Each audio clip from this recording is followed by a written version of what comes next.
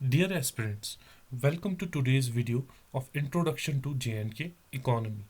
आज के वीडियो में हम डिस्कस करेंगे डिफरेंट चैप्टर्स जो हमें J&K इकोनॉमी को समझने के लिए कवर करने हैं. डिफरेंट सब टॉपिक्स हमारे क्या क्या रहेंगे और as per the syllabus notified by JKSSB and considering the previous year questions हम इस J&K इकोनॉमी को जो है इन डिटेल कवर करने की कोशिश करेंगे. और आगे बढ़ने से पहले मैं ब्रीफली आपको अपनी चैनल के बारे में बता दूं. चैनल का नाम ई एकेडमी, जैसा कि आप जानते ही हैं. तो चैनल को जो है आप सब्सक्राइब कर सकते हैं यहाँ पे, इस लिंक पर जाकर सब्सक्रिप्शन ले सकते हैं और जो है अपना बेल आइकन प्रेस करके टाइम टू टाइम जो हमारे वीडियोस अपलोड होंगे उसकी नोटिफिकेशन आपको मिल सकती है. तो अगर आपकी कोई भी क्वेरी है या आपका कोई डाउट है, कुछ क्वेश्चन है किसी वीडियो से रिलेटेड, आप हमारी किसी कंटेंट से रिलेटेड कुछ और ज़्यादा जानकारी लेना चाहते हैं, तो हमारे इस दिए हुए नंबर पे जो है आप कांटेक्ट कर सकते हैं. तो एक काफ़ी इंपॉर्टेंट चीज़ यहाँ पे मैं आपको बताना चाहता हूँ. जो हमारे नोट्स हैं, रिटन नोट्स जो हैं, वो सब वीडियोस के लिए आपको अवेलेबल होंगे. डिस्क्रिप्शन में दिए हुए कांटेक्ट नंबर पे या इस वाले कांटेक्ट नंबर पे आप मैसेज करके इन नोट्स को जो है वो मंगा सकते हैं. तो JKSSB के अलावा JKPSC और UPSC के एग्जामिनेशंस को भी हम आने वाले टाइम में कवर करेंगे. तो हम वापस आते हैं अपने आज के वीडियो पे. तो ये जो डिफरेंट चैप्टर्स हैं ये हम J&K इकोनॉमी में कवर करेंगे. पहला हमारा चैप्टर है मैक्रो इकोनॉमिक एग्रीगेट्स, जिसमें हम देखेंगे GDP ऑफ J&K. ठीक है, ये GDP क्या है? ग्रॉस डोमेस्टिक प्रोडक्ट या ग्रॉस स्टेट डोमेस्टिक प्रोडक्ट भी कह सकते हैं, GDP भी कह सकते हैं. तो ये हम देखेंगे. उसके अलावा हम देखेंगे fiscal policy and budgetary management, मतलब J&K का बजट और जो different economic policies related to tax, non tax revenue या डिफरेंट एस्पेक्ट्स ऑफ इकोनॉमिक्स से रिलेटेड जितनी भी पॉलिसीज़ हैं उनको हम इस चैप्टर में डिस्कस करेंगे. फिर हम काफ़ी इंपॉर्टेंट चैप्टर पे आएंगे, दैट इज़ इन्फ्लेशन. इन्फ्लेशन का कॉन्सेप्ट है क्या, J&K में इन्फ्लेशन का क्या हाल है, वो हम यहाँ पे देखेंगे. और इन्फ्लेशन J&K में किस तरह से कैलकुलेट की जाती है, कौन सी एजेंसी कैलकुलेट करती है, वो इस चैप्टर में हम देखेंगे. Then comes the agriculture and food management, very important because J&K economy mainly agriculture economy है. तो ये टॉपिक जो है, ये चैप्टर जो है एग्जाम के लिए काफ़ी इंपॉर्टेंट बन जाता है. And then comes the industry and commerce chapter, क्योंकि आपको पता है आजकल जो गवर्नमेंट का फोकस जो है वो इंडस्ट्रियल सेक्टर को डेवलप करने में है. तो काफ़ी ज़्यादा स्कीम्स जो हैं वो नोटिफाई की गई हैं. तो यहाँ पे मेनली हम स्कीम्स को डिस्कस करेंगे और हम देखेंगे डिफरेंट इंडस्ट्रीज़ जो हमारे J&K में पाई जाती हैं. उसके बाद हम इंफ्रास्ट्रक्चर में आएंगे, जहाँ पे हम देखेंगे हमारा एनर्जी सेक्टर का सिनारियो क्या है, हमारी रोड्स कैसी हैं यहाँ पे, हमारा ट्रांसपोर्ट सेक्टर कैसा है यहाँ पे. या उसके अलावा हम देखेंगे हमारे जो डिजिटल इनिशिएटिव्स जो हैं गवर्नमेंट ने टाइम टू टाइम लिए गए हैं, वो कौन कौन से इनिशिएटिव्स हैं.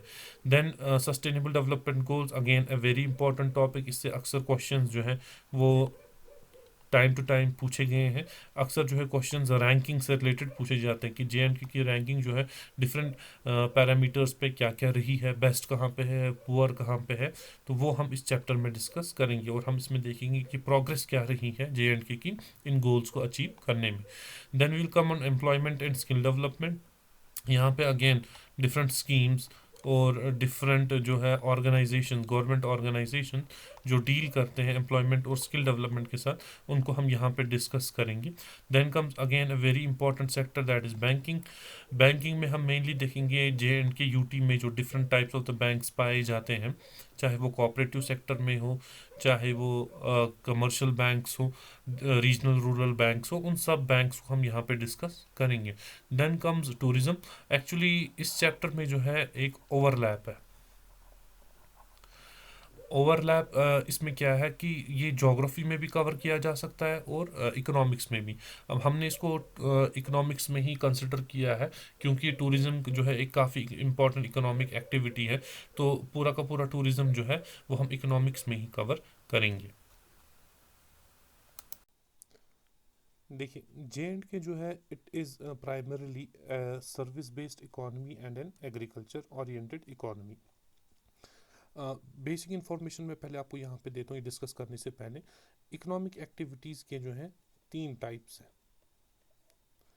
हमारे पास. एक है प्राइमरी एक्टिविटी, दूसरा है हमारे पास सेकेंडरी एक्टिविटी, और थर्ड है हमारे पास टर्शरी एक्टिविटी। प्राइमरी एक्टिविटी से मतलब है that economic activity which directly deals with nature. जैसे इसकी एग्जांपल है एग्रीकल्चर। एग्रीकल्चर में जैसा आपको पता ही है, कल्टीवेशन ऑफ क्रॉप्स होती है, और लाइव स्टॉक रियरिंग होती है, फिशरीज सेक्टर है हमारा, हॉर्टिकल्चर सेक्टर है, बी कीपिंग है, ये सब कुछ हमारे एग्रीकल्चर में आता है। तो इन एक्टिविटीज़ पे अगर आप नज़र डालेंगे तो इसमें डायरेक्टली डीलिंग जो है वो नेचर के साथ होती है।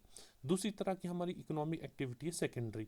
सेकेंडरी का मतलब है इस सेक्टर से जो भी हमारा आउटपुट आता है वो इसका इनपुट बन जाता है। फॉर एग्जांपल, अगर हमारे पास राइस इस सेक्टर से आ रहा है तो हमारे पास किसी जगह जो है राइस मिल है, ठीक है। राइस मिल जो है ये एक फैक्ट्री है, एक मिल है, तो इसका इनपुट जो है वो राइस है, वो इस राइस मिल में यूज़ होता है। तो प्राइमरी सेक्टर का जो आउटपुट है वो सेकेंडरी का इनपुट बन जाता है। इन सिंपल वर्ड्स इसमें जो है हमारी मोस्टली जो है इंडस्ट्रियल सेक्टर जो है वो फॉल करता है, ठीक है। हम या तो ये भी कह सकते हैं कि इसमें हमारी मैन्युफैक्चरिंग एक्टिविटीज़ जो है वो आती हैं। एक और एग्जांपल इसकी है, फॉर एग्जांपल टेक्सटाइल मैन्युफैक्चरिंग। तो एग्रीकल्चर प्राइमरी सेक्टर से हमारे पास कॉटन निकलता है, उस कॉटन को हम यूज़ करते हैं सेकेंडरी सेक्टर में, इंडस्ट्रीज़ में यूज़ करते हैं, तो यहाँ का आउटपुट जो है इधर का इनपुट बन जाता है। And then third is tertiary. Tertiary का मतलब है सर्विस सेक्टर। सर्विस सेक्टर का मतलब है इसमें जो भी कोई आउटपुट होता है उसको आप टच नहीं कर सकते हैं, that is intangible. For example, आप बैंक पे जाते हैं टू अवेल बैंकिंग सर्विस, तो बैंकिंग कोई ऐसी चीज़ नहीं है जिसको आप हाथ लगाते हैं। आप वहाँ पे बैंक पे जाके क्या करते हैं, you avail different type of the services. For example, आपका अकाउंट खोलना हो गया, या आपका जो है फंड ट्रांसफ़र करने हैं, या इसी तरह से डिफरेंट डिफरेंट एक्टिविटीज़ जो है जो आप करते हैं, जो सर्विसेज आप बैंकिंग सेक्टर में अवेल करते हैं, वो हमारे सर्विस सेक्टर में आता है। इसी तरह से हमारे पास एक टूरिज़्म सेक्टर भी है, ठीक है। तो टूरिज्म सेक्टर में भी जो है आप किसी चीज़ को अपने हाथ में फील नहीं करते हैं, बल्कि आप किसी जगह घूमने जाते हैं, किसी जगह को देखने जाते हैं, तो वो एक सर्विस है जो आप अवेल करते हैं। तो जम्मू एंड कश्मीर जो है ये बेसिकली जो है इसमें ज़्यादातर प्राइमरी एक्टिविटीज़ है और हमारे पास टर्शरी एक्टिविटीज़ है। सेकेंडरी सेक्टर जो है वो यहाँ पे है, इंडस्ट्रीज़ जो है यहाँ पे हैं, बट उतनी ज़्यादा डेवलप्ड अभी नहीं है। मेनली लोग जो हैं या तो एग्रीकल्चर में इन्वॉल्व है, या फिर सर्विस सेक्टर में जो है यहाँ पे इन्वॉल्व है। तो अब गवर्नमेंट जो है यहाँ पे डेवलपमेंट के लिए जो है डिफरेंट डिफरेंट स्ट्रैटेजीज जो है वो अपना रहा है। तो बट वहाँ पे आने से पहले अगर हम देखेंगे, जो ये सब एक्टिविटीज़ जो JNK में होती हैं, तो टोटल GDP इसका जो बन जाता है ग्रॉस डोमेस्टिक प्रोडक्ट। ये ग्रॉस डोमेस्टिक प्रोडक्ट होता क्या है, ये हमारा नेक्स्ट चैप्टर है, ये हम वहाँ पे डिटेल में डिस्कस करेंगे। तो ये टोटल जो है GDP जो है ये हमारा बन जाता है अराउंड 1.76 लाख करोड़। तो ये आप फिगर जो है आपको याद रखने की ज़रूरत नहीं है, मैं जस्ट आपको एक ओवरव्यू दे रहा हूँ कि हमारे JNK यूटी का जो है GDP ग्रॉस डोमेस्टिक प्रोडक्ट जो है वो कितना है। तो इसके अलावा जैसे मैंने आपको कहा, टूरिज़्म। टूरिज़्म भी जो है यहाँ पे एक काफ़ी इम्पॉर्टेंट जो है इंडस्ट्री है, काफ़ी इंपॉर्टेंट सर्विस सेक्टर है, जो 7% ऑफ द इकॉनमी को, GDP को जो है वो कंट्रीब्यूट करता है, 7%, ठीक है। तो मोस्टली अगर हम देखेंगे यहाँ की जो वर्क फोर्स है वो एंगेज किस में है, एग्रीकल्चर में, यानी कि फार्मिंग में, और एलाइड सेक्टर्स में, लाइव स्टॉक रियरिंग में, बी कीपिंग में, फिशरी सेक्टर में। तो यहाँ पे more than half of the population जो है JNK की इन्वॉल्व है। और ये सिर्फ JNK के लिए ट्रू नहीं है, बल्कि पूरे इंडिया के लिए भी more than 50% of the population is involve in agriculture. तो अब गवर्नमेंट ने जो है यहाँ पे JNK की इकॉनमी को डेवलप करने के लिए, और साथ साथ पूरे इंडिया की इकॉनमी को डेवलप करने के लिए एक 7 गाइडिंग प्रिंसिपल्स जो है वो बनाए हैं, जिनको बोलते हैं हम सप्तऋषि। ये बजट 2023 में जो है गवर्नमेंट ने आउटलाइन किए थे, 7 गाइडिंग प्रिंसिपल्स।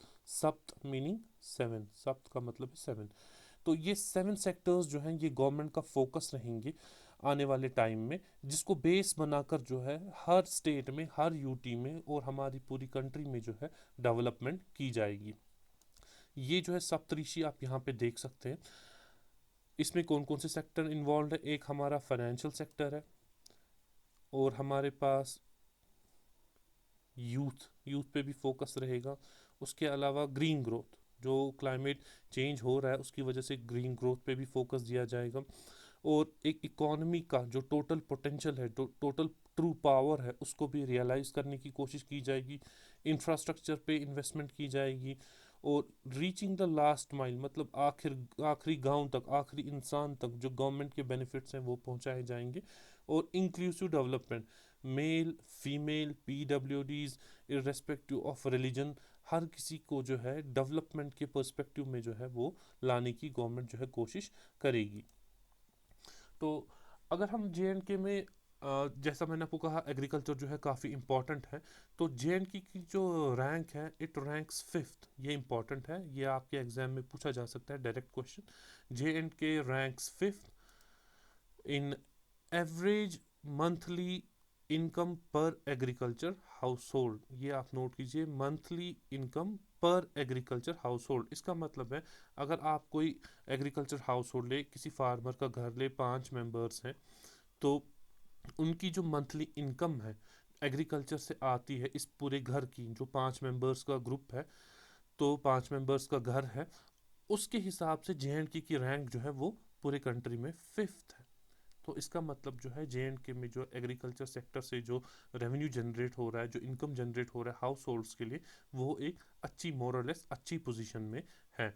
तो यहाँ पे जो है ये एग्रीकल्चर सेक्टर की जो सिचुएशन है वो भी JNK में रिफ्लेक्ट करता है। Large number of house hold जो हैं वो डिपेंड करते हैं एग्रीकल्चर पे, तभी जाके जो मंथली पर कैपिटा इनकम है उसमें जो है एग्रीकल्चर सेक्टर में JNK जो है 5th रैंक पे आ जाता है।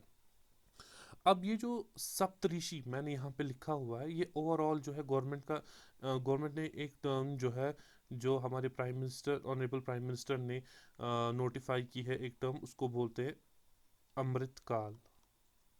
अमृतकाल means the year 2047 when the country will complete 100 years of independence। तो 1947 में इंडिपेंडेंस मिली थी, तो 2047 में जो है हमारे 100 साल जो है आज़ादी के कंप्लीट हो जाएंगे। तो उस विजन को जहन में रखते हुए ये 7 प्रायोरिटी सेक्टर्स जो हैं नोटिफाई किए गए हैं। इसी तरह से अगर हम JNK में देखेंगे, हमारा जो हैंडीक्राफ्ट सेक्टर जो है वो सेकेंडरी सेक्टर में आता है, क्योंकि यहाँ पे मैन्युफैक्चरिंग होती है। जैसे मैंने आपको ऊपर समझाया, ये मैन्युफैक्चरिंग जो है ये सेकेंडरी सेक्टर में आता है। तो डिफरेंट तरह के हैंडीक्राफ्ट जो है हमारे JNK यूटी में पाए जाते हैं, जैसे कारपेट वीविंग हो गया, सिल्क हो गया, शॉल हो गया, पॉटरी हो गया, silverware, paper meshy, walnut would, इसी तरह से अलग अलग। और उसके अलावा जो है हैंडलूम सेक्टर भी जो है हमारे यहाँ पाया जाता है। तो हैंडीक्राफ्ट इंडस्ट्री, हैंडलूम इंडस्ट्री जो है काफ़ी इंपॉर्टेंट कंट्रीब्यूटर है to the GDP of JNK। तो एग्रीकल्चर सेक्टर की इंपॉर्टेंस को कंसिडरेशन में रखते हुए गवर्नमेंट ने एक कमेटी बनाई थी जिसको बोलते हैं डॉक्टर मंगला राय कमेटी। ये भी काफ़ी इंपॉर्टेंट है कि डायरेक्टली आपसे पूछा जा सकता है कि doctor Mangala Rai committee is associated with which of the following sectors. तो उसका आंसर होगा एग्रीकल्चर। ठीक है, इस कमिटी ने जो है काफ़ी सारी रिकमेंडेशंस दी कि हम एग्रीकल्चर सेक्टर को जो है कैसे बेटर कर सकते हैं, किस तरह से हम फार्मर्स की इनकम को जो है उसको डबल कर सकते हैं। वो जो डिफरेंट रिकमेंडेशंस है उसमें आपको जाने की ज़रूरत नहीं है, बस आप इतना याद रखें कि मंगला राय कमेटी जो है it is associated with agriculture. तो उसके अलावा JNK में जो इकोनॉमिक एक्टिविटी होती है उसमें एनिमल हस्बेंड्री आता है, जैसे मैंने आपको कहा शीप रेयरिंग हो गया, काउ रेयरिंग, गोट रेयरिंग हो गया। फिशरी सेक्टर भी काफ़ी इंपॉर्टेंट है, यहाँ पे डिफरेंट तरह की फ़िश जो है पाई जाती है, जिस तरह से ट्राउट हो गया, कार्प फिश है। और इसी तरह से सेरिकल्चर, यहाँ JNK का सिल्क जो है वो भी काफ़ी मशहूर है। ये फिशरीज़ जो है, सेरिकल्चर जो है, एनिमल हस्बेंड्री जो है, ये सेपरेटली हम डिस्कस करेंगे। बट कहना मुझे यहाँ पे ये है कि एक फार्मर्स के लिए एक सेकेंडरी सोर्स ऑफ इनकम जो है वो इन 3 जगह से भी आता है, एनिमल हस्बेंड्री से, फिशरीज से और सेरिकल्चर से। उसके अलावा जे.एंड.के में जो है आपको पता ही है कि यहाँ पे एग्रीकल्चर का जो एक इम्पॉर्टेंट एस्पेक्ट है वो है हॉर्टिकल्चर। ठीक है, हॉर्टिकल्चर के में डिफरेंट तरह के हमारे पास प्रोड्यूस मिलते हैं, जिस तरह से हमारे पास फेमस कश्मीर का एप्पल है, या हमारे पास जम्मू रीजन में पियर्स पाए जाते हैं, या फिर हमारे पास प्लम्स हैं, सैफरन है, एट्सेट्रा। डिफरेंट तरह का जो प्रोड्यूस है ये मेनली जो है एक्सपोर्ट किया जाता है। सैफरन जो है आपको पता ही है, Kashmiri saffron all over the world famous है। उसके अलावा अच्छे क्वालिटी के पियर्स, प्लम्स, एप्पल्स जो हैं वो भी एक्सपोर्ट किए जाते हैं। तो हमारा मेन एग्रीकल्चर एक्सपोर्ट जो है वो हॉर्टिकल्चर सेक्टर से आता है। अब हॉर्टिकल्चर सेक्टर की हम बात कर ही रहे हैं, तो यहाँ पे हॉर्टिकल्चर सेक्टर जो है it contribute 6 to 7% to the GDP. ठीक है, जो कंट्री का टोटल प्रोडक्शन है एक साल की, उसमें 6 to 7% जो है कंट्रीब्यूशन जो है वो हॉर्टिकल्चर सेक्टर से ही आता है। And it is a source of livelihood for 35 lakh people, 35 lakh people, which is around 28% of the population. It is dependent on the horticulture sector. तो आप जहन में ये पिक्चर बना सकते हैं कि हॉर्टिकल्चर सेक्टर जो हमारे लिए कितना इम्पोर्टेंट है। इस सेक्टर को डेवलप करने के लिए गवर्नमेंट ने हॉलिस्टिक एग्रीकल्चर डेवलपमेंट प्रोग्राम जो है वो नोटिफाई किया हुआ है। ये प्रोग्राम है क्या, ये आने वाली वीडियोस में हम डिस्कस करेंगे। फिलहाल मैं आपको बताना चाहता हूँ ये प्रोग्राम जो है हॉर्टिकल्चर सेक्टर को डेवलप करने के लिए जो है बनाया गया है। तो हॉर्टिकल्चर सेक्टर जो है एक काफ़ी इंपॉर्टेंट सोर्स ऑफ इनकम जो है यहाँ के जो फार्मर्स हैं उनके लिए। उसके अलावा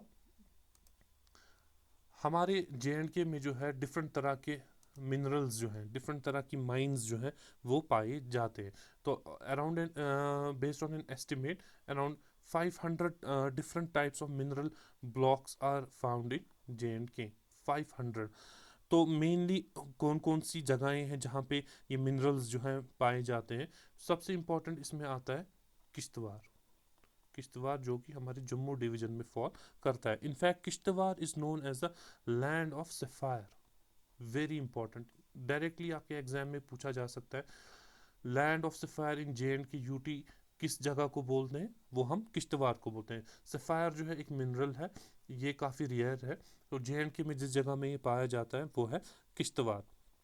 और इसके अलावा जो है हमारे पास अलग तरह के मिनरल जो पाए जाते हैं, उसमें हमारे पास बॉक्साइट आता है, क्ले आता है, बेंटोनाइट आता है, या हमारे पास ग्रेफाइट आता है। तो डिफरेंट जो डिस्ट्रिक्ट्स हैं हमारे यूटी के, वहाँ पे ये मिनरल्स जो है पाए जाते हैं। किस डिस्ट्रिक्ट में कौन सा मिनरल है, कहाँ पे है, वो आने वाले लेक्चर्स में मैं आपको इन डिटेल बताऊँगा, district wise production of minerals. और उसके साथ साथ मैं आपको ये भी बताऊंगा कि कौन सा मिनरल जो है किस चीज़ के लिए यूज़ किया जाता है, क्योंकि एसएसबी ने जो है अक्सर डिस्ट्रिक्ट वाइज क्वेश्चंस भी पूछे और यूजेज के हिसाब से भी क्वेश्चंस पूछे। तो इस इंडस्ट्री को हम अलग से डिस्कस करेंगे। तो अगर हम पावर्टी का सिनारियो जे.एंड.के में देखेंगे, around 10.35% of the population is below poverty line. ये फिगर जो है ये कहाँ से आया? ये आया है सस्टेनेबल डेवलपमेंट गोल्स इंडेक्स से, जो हमारी कंट्री में सेंट्रल गवर्नमेंट जो है इशू करती है ये इंडेक्स। तो उसके हिसाब से 10.3% of total population of J&K जो है it is below poverty line. तो जे.एंड.के ने जो है काफ़ी प्रोग्रेस की है पावर्टी को रिड्यूस करने में। एक टाइम पे this figure used to be around 40%, मतलब 40% ऑफ द पॉपुलेशन जो है वो बिलो पावर्टी लाइन थी, उसको रिड्यूस किया है 10% में, which is a great achievement. तो अगर हम पर कैपिटा इनकम की बात करें, पर कैपिटा इनकम का मतलब है जो हमारी टोटल पॉपुलेशन है उसका जो एक इंडिविजुअल है जो उसकी मंथली इनकम कितनी है। आप इस आई होप आप इस बात को समझ लें। टोटल, पहले हमें टोटल पॉपुलेशन देखनी है। ठीक है, टोटल पॉपुलेशन जितनी भी है, तो और हमारी जे एंड के यूटी की जो है टोटल जो है इनकम कितनी है। ठीक है, इन दो को जब हम कंपेयर करते हैं हमारे पास मिलता है per capita income, total population divided by income. It is per capita income. तो एक इंडिविजुअल की इनकम जो ये, अब इसका मतलब ये नहीं है कि बिल्कुल आप किसी इंडिविजुअल को देखेंगे तो उसकी इनकम यही निकलेगी, ये एक एवरेज है जो पर्सन टू पर्सन वैरी कर सकता है, बट ऑन एन एवरेज जो हमें देखने को मिलती है वो अभी इंडिया से जो है कम है। अगर हम नेशनल पर कैपिटा इनकम देखेंगे उससे जो है वो कम है। तो मगर इसका कहने का मतलब ये नहीं है कि JNK में कोई प्रोग्रेस हुई नहीं है। जो JNK की पर कैपिटा इनकम है और जो इंडिया की है, इस गैप को ओवर द टाइम काफ़ी ज़्यादा जो है रिड्यूस किया गया है। तो ये पर कैपिटा इनकम जो है 87% ओवर द टाइम जो है इंक्रीज हुई है, ओवर ओवर द ईयर्स। ठीक है। तो यहाँ पे मेन कॉन्सेप्ट जो याद रखने का वो है पर कैपिटा इनकम होता क्या है, total population divide by income, that is per capita income. तो उसके अलावा इकोनॉमी को बेटर करने के लिए यहाँ पे गवर्नमेंट ने एक प्लान नोटिफाई किया है जिसको बोलते हैं हम business reform action plan. Business reform action plan का मतलब क्या है? ये एक प्लान है जो बेस्ड है डिफरेंट स्ट्रैटेजीज पे। डिफरेंट स्ट्रैटेजी से मेरा मतलब है इसमें टोटल 18 डिपार्टमेंट्स जो है वो कवर होते हैं और 167 गवर्नमेंट सर्विसेज। तो इन सर्विसेज को और इन डिपार्टमेंट्स को इम्प्रूव करने के लिए गवर्नमेंट ने जो एक्शन प्लान बनाया है, that is business reforms action plan. तो ये प्लान जो है ये ये नेशनल लेवल पे डिवाइस किया गया है, यानी कि ये एक सेंट्रल गवर्नमेंट ने डिवाइस किया गया, ये एक नेशनल प्लान है जो हर स्टेट और हर यूटी पे एप्लीकेबल है। तो इस प्लान के हिसाब से JNK की जो रैंकिंग है इसको इमर्जिंग बिजनेस इकोसिस्टम में रखा गया है। इमर्जिंग, ये भी काफ़ी इंपॉर्टेंट है, डायरेक्टली आपसे पूछा जा सकता है। Emerging business ecosystem. ठीक है। तो आपसे अगर क्वेश्चन आएगा as per the business reform action plan JNK has been placed amongst, तो उसका आंसर होगा इमर्जिंग बिजनेस इको सिस्टम। तो ये रिपोर्ट जो है ये भी गवर्नमेंट ऑफ इंडिया जो है रिलीज करती है और ये है एज पर द ईयर 2022। 2022 में जब रैंकिंग्स आई थी तो तब जाके JNK को जो है इस कैटेगरी में प्लेस किया गया था। तो उसके बाद हम देखेंगे JNK का जो हाइड्रो पावर पोटेंशियल, ये फेवरेट टॉपिक है JK SSB का। काफ़ी बार इस पे क्वेश्चंस जो हैं वो रिपीटेडली पूछे गए हैं। तो अभी तक जो है हमने सिर्फ 24.44% जो है टोटल हमारे पास जो पोटेंशियल है हाइड्रो इलेक्ट्रिसिटी का वो हमने रियलाइज किया है। फॉर एग्जांपल अगर हमारे पास 100 वॉट जो है हम जनरेट कर सकते हैं, ये अब मैं आपको एग्जांपल दे रहा हूँ। 100 वॉट तो काफ़ी छोटा फिगर है बट समझाने के लिए। तो इस 100 वॉट में से हमने सिर्फ 24 वॉट्स जो है अभी रियलाइज किए हैं। मतलब अगर हमारे पास 100 वॉट जनरेट करने की कैपेसिटी है बट अभी तक हमारे पास जो इंफ्रास्ट्रक्चर है उसके बेसिस पे हमने सिर्फ 24 वॉट्स ही जो है वो अभी जनरेट किए हुए हैं। तो 24.44% इज़ द पोटेंशियल रियलाइज्ड जो हम इलेक्ट्रिसिटी जनरेट करते हैं, जितनी हमारी कैपेसिटी है उसका सिर्फ 24.44%। तो टोटल हमारे पास पोटेंशियल है कितना एक्चुअली में जो JNK जनरेट कर सकता है जितनी electricity, that is 18392 megawatt. Very important, directly ये फिगर आपसे पूछा जा सकता है और काफ़ी बार ये पूछा भी गया है। तो इस फिगर को आप याद ही रख रहे हैं। 18392 megawatt is the total capacity from which electricity can be generate. तो बट इसको अभी पूरा हमने रियलाइज नहीं किया हुआ, इसका सिर्फ 24.44% जो है वो हमें अभी तक जो है मिला हुआ है। तो ये कौन सा सेक्टर है? ये है हाइड्रो इलेक्ट्रिसिटी, मतलब रिवर्स से टर्बाइन से जो इलेक्ट्रिसिटी हम जनरेट करते हैं, ये उस सेक्टर की बात हो रही है। आपको पता ही होगी रिवर बेस्ड जो है पावर प्रोजेक्ट्स होते हैं हमारे पास, जैसे दुलहस्ती में है हमारे पास, या किशन गंगा है हमारे पास, बगलिहार है हमारे पास। तो इस तरह के प्रोजेक्ट्स जो हैं वो हाइड्रो पावर जो है कहलाते हैं। तो इनकी जो टोटल कैपेसिटी वो ये है और इनमें से जितना अभी तक हमने रियलाइज किया हुआ है वो है 24.44%। तो इसके अलावा हाइड्रो इलेक्ट्रिसिटी पे ही हम जो है डिपेंडेंट नहीं है। हमारे पास 36.4 मेगावाट जो है रूफ टॉप सोलर पावर भी अभी तक जनरेट हुआ है। तो अगर हम इसके बाद देखेंगे, इंफ्रास्ट्रक्चर की ही हम बात करेंगे। JNK की जो रैंकिंग है, थर्ड रैंक इसको आई है in the PMGSY road construction sector, प्रधानमंत्री ग्राम सड़क योजना PMGSY। इस स्कीम के अंदर जितनी भी रोड्स बनती हैं तो उसमें जो है परसेंटेज कवरेज जो है JNK की थर्ड हाईएस्ट है।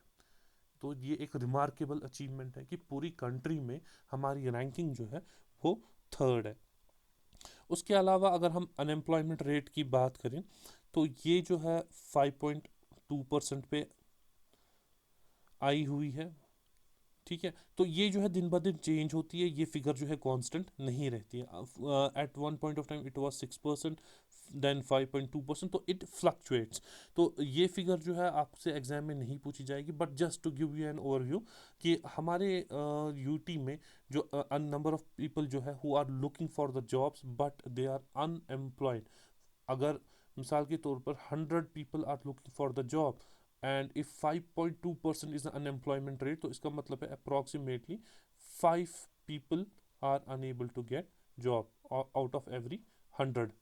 ठीक है, तो इसी तरह से हमारे पास जो है एक और कॉन्सेप्ट है, वो है मल्टी डिमेंशनल पावर्टी का।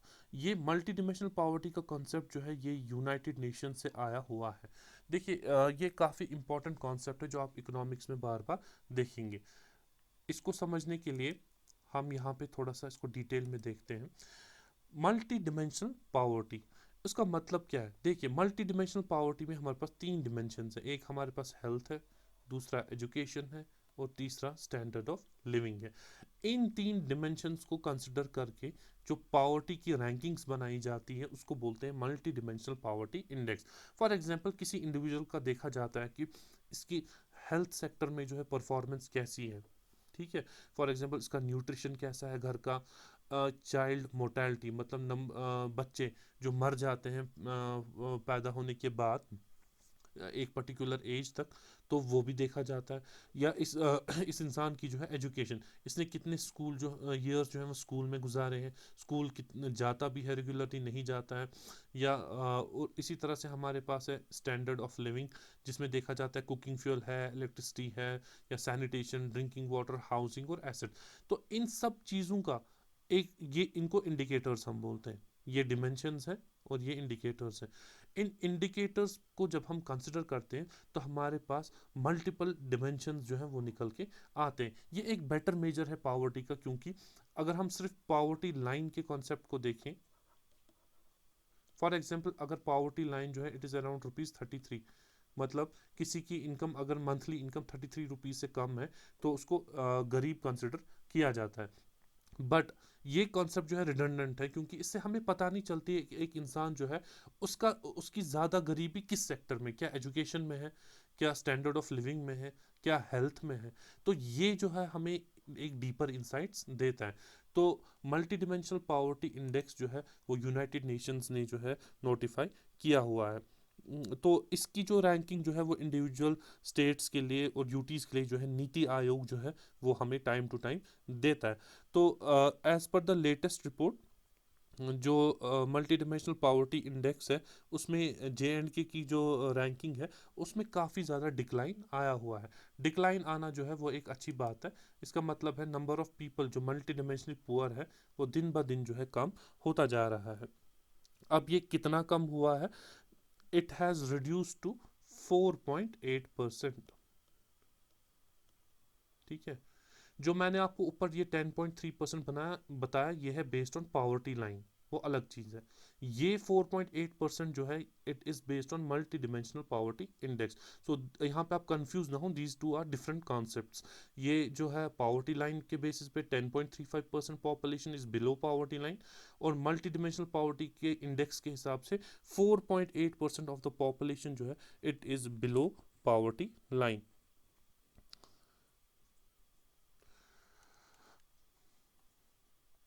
तो ये यहाँ तक जो है अभी तक हमने जो है डिफरेंट डिफरेंट कॉन्सेप्ट्स जो है, डिफरेंट डिफरेंट एस्पेक्ट्स जो है वो डिस्कस किए, ताकि हमें एक ब्रीफ ओवरव्यू जो है JNK इकोनॉमी का मिले। तो जैसा मैंने आपको स्टार्टिंग में ही बताया, अब हम जो है आने वाले वीडियोस में इन चैप्टर्स को जो है इंडिविजुअली डिस्कस करेंगे, जिसमें हमारा सबसे पहला चैप्टर रहेगा मैक्रो इकोनॉमिक एग्रीगेट्स। उसमें हम पढ़ेंगे जीडीपी ऑफ J&K और इसके डिफरेंट कंपोनेंट्स जो है, और ये जीडीपी का जो है कॉन्सेप्ट जो है, ये इन इटसेल्फ इसका मतलब क्या है। Thank you.